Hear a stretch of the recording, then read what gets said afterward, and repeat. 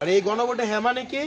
হ্যাঁ মানে হচ্ছে এই যে ইতিবাচক যে পরিবর্তনগুলো আছে, এই পরিবর্তনগুলোর পক্ষে আছেন কি নাই, এই সংস্কারের পক্ষে আছেন কি না। যদি পক্ষে থাকেন তাহলে হ্যাঁ, আর যদি বিপক্ষে থাকেন তাহলে কি না।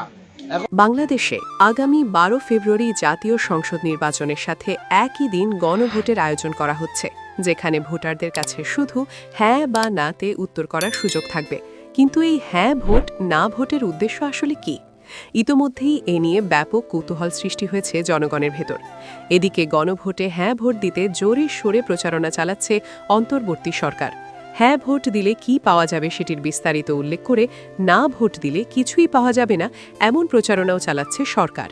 হ্যাঁ মানে পরিবর্তনের পক্ষে সমর্থন, আর না মানে বর্তমান ব্যবস্থাকে ধরে রাখা এবং প্রস্তাবিত পরিবর্তনকে নাকচ করে দেওয়া। জুলাই সনদ বাস্তবায়নের লক্ষ্যেই দেশব্যাপী এই গণভোট অনুষ্ঠিত হতে যাচ্ছে। এর মাধ্যমে মূলত 4টি পারস্পরিক সম্পর্কযুক্ত সংস্থার প্রস্তাব একত্রে অনুমোদনের জন্য ভোট নেওয়া হবে। কেউ যদি হ্যাঁ ভোট দেয় তাহলে ধরে নেওয়া হবে তিনি 4টি প্রস্তাবে একমত।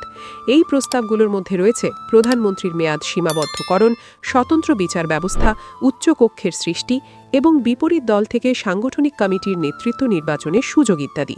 মূলত দেশের ক্ষমতা বিভাজন, গণতান্ত্রিক নিয়মনীতির শক্তিকরণ এবং বিভিন্ন গুরুত্বপূর্ণ সংবিধান সংশোধনী বাস্তবায়ন সহজ হবে। সরকার ও প্রচারকারীরা এই গণভোটকে সততার সাথে, যদিও বিরোধী পর্যায়ে নিজেদের পক্ষেও প্রচারণা আগেও হয়েছে এবং আবার হচ্ছে বলে দাবি উঠেছে। তারা মনে করেন ভোটারের কাছে হ্যাঁ ভোটের অর্থ শুধু একটি পরিবর্তন নয়, বরং একটি দীর্ঘমেয়াদী গণতান্ত্রিক সংস্কারের প্রতিশ্রুতি।